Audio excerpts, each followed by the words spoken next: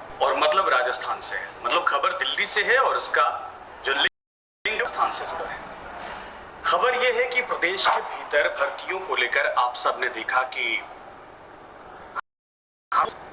किसी न किसी विभाग में भर्ती को लेकर जो अभ्यर्थी हैं उनका आंदोलन चलता है और कभी सड़कों पर होते हैं, कभी सोशल मीडिया पर होते हैं, कभी ट्विटर पर होते हैं, कभी हैशटैग, कभी इनके दरबार, कभी उनके दरबार, कभी इस नेता के घर, कभी उस नेता के घर, और एक उम्मीद होती है कि क्या पता यहाँ पर सुनवाई हो जाए। लेकिन जब वहां पर सुनवाई नहीं होती है तो फिर वो थक हार कर वापस आ जाते हैं। कभी सोशल मीडिया पर गुस्सा उतारते हैं, कभी अपनी डिग्रियां जलाते हैं, कभी खुद को नुकसान पहुंचाने की कोशिश करते हैं। और ये राजस्थान की एक तरह से पिछले कुछ सालों के दरमियान कल्चर सा बन गया है। ये कल्चर नेगेटिव है और ये कल्चर ऐसा नहीं कि कोई खुशी में करता है ऐसा, जो परेशान होते हैं वो खुशी नहीं। ये क्या होता है कि जब उम्मीदें टूटती हैं, आशाएं बिखरती, फल नहीं मिलता है, तो उस मौके पर, उस हालात में आदमी जूझता है। वक्त से, पैसे से, जिम्मेदारियां निभाने का वक्त होता है तो घर पर बैठा होता है, बूढ़े माँ बाप के कंधों पर बोझ जैसा लगता है। और इन सब हालात में जब नेताओं के बयान ऐसे आते हैं कि उम्मीदें बढ़ जाती हैं, फिर वो बयान उन्हीं के दूसरे बयान से उम्मीदें, सिचुएशन को समझना वाकई में आपके लिए और हमारे लिए भी टफ नहीं, मुश्किल नहीं है। लेकिन इन सब का हल क्या हो सकता है? कैसे आखिर देश के सिचुएशन को संभाला जा सके? कैसे आखिर, मैं चाहूंगा कि आप लोग इसको शेयर करिएगा बड़े पैमाने पर, अगर आप लोगों के हक की बात है, मतलब की बात है। लेकिन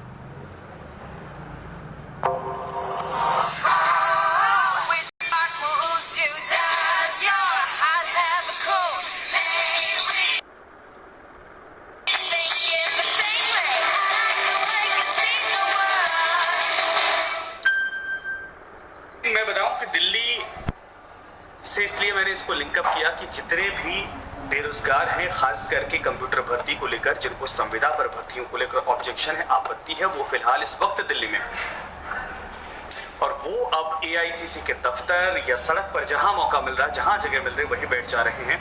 और उनके हाथों में एक अखबार की कतरन है।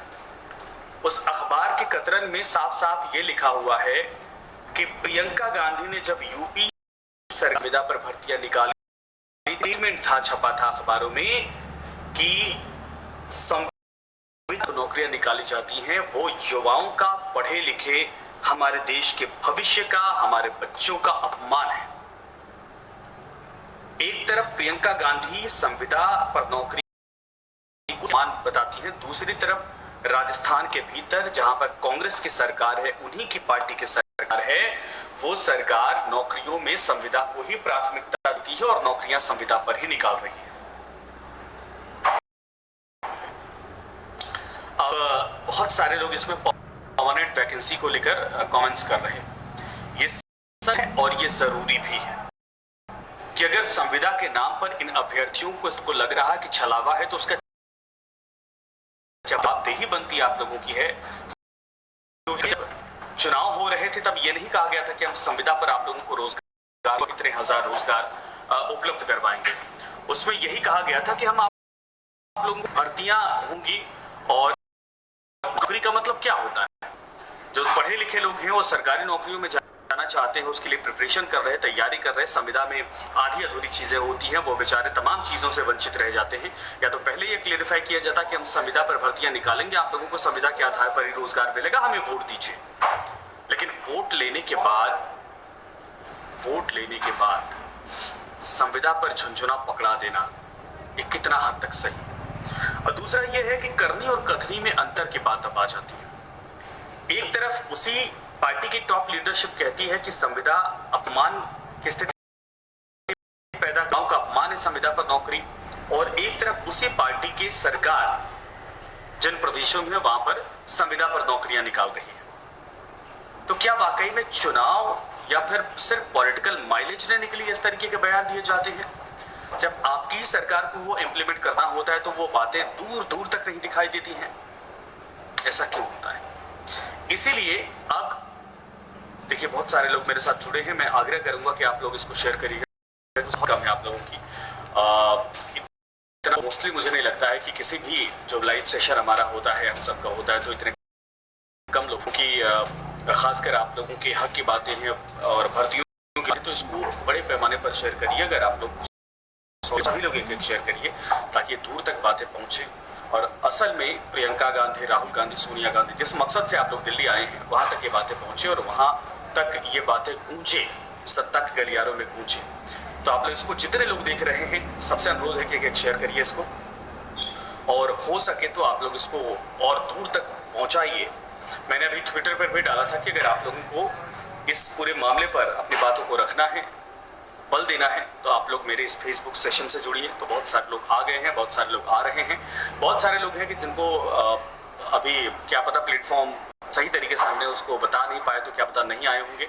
लेकिन मैं आग्रह करता हूं कि आप लोग इसको शेयर करिएगा। साहब जी तृतीय श्रेणी शिक्षकों के तबादले बुलंद करे। मोहम्मद साहब ने लिखा है कांग्रेस मुख्यालय के बाहर प्रदर्शन दिल्ली में। गजेंद्र साहब ने लिखा है दिल्ली यूपी पड़ाव का दूसरा। योगेंद्र जी ने लिखा है, अनुराग जी ने लिखा है माननीय मुख्यमंत्री हाजिर पर निवेदन है कि ठीक है पशुपालन में के पदों के न्यूज़ बनाओ। कृष्ण जी ने लिखा है पंचायत सहायकों का हाल देखिए, टेक्निकल हेल्पर भर्ती की प्रक्रिया शुरू हो। सर कंप्यूटर टीचर वैकेंसी के मामले में पशुपालन रिक्त पदों को लेकर। तो मैं अगर कमेंट्स पढ़ूं तो मुझे लग रहा है कि सैकड़ों ऐसे कमेंट्स आ रहे हैं लोगों के जो उनकी समस्याओं को बताते हैं। और सिर्फ इसी से काम नहीं चलेगा, वाकई में अगर आप लोग दिल्ली गए हैं तो वहाँ पर जो नेता जिनको आप गए हैं जिनसे पूछने उनको जगाइए, वही आपकी समस्याओं का समाधान कर सकते हैं या फिर ठोस जवाब मिल जाए। विद्यार्थियों का ये कहना है कि हमें ठोस जवाब मिल जाए कि भाई आप हमें परमानेंट कर सकते हैं कि नहीं कर सकते हैं, या फिर अगर संविदा पे ही रखना है तो पहले कमिटमेंट किए होते, और अगर नहीं देना है नौकरी तो ये झुंझुना मत पकड़ाइए। ये आप लोगों से अनुरोध है। इसीलिए वो अब राजस्थान के बजाय दिल्ली पहुंचे हैं और दिल्ली की सड़कों पर रात उन्होंने गुजारी। आज दूसरा दिन है और कहते हैं कि आप लोग इसको शेयर करिएगा। और साथ ही साथ अगर आपके सिचुएशन का हल निकलता है तो हमें भी खुशी होगी, नहीं निकलता है तो फिर सरकार के ऊपर दबाव बनाने की लगातार या फिर सरकार से जवाब लेने की लगातार कोशिश है कि आखिर इन बच्चों की समस्याओं का समाधान है या नहीं, ये बताइए। शुक्रिया, धन्यवाद। संख्या कम थी इसलिए मैं इस सेशन को खत्म कर रहा हूँ। मुझे उम्मीद थी कि 1000-2000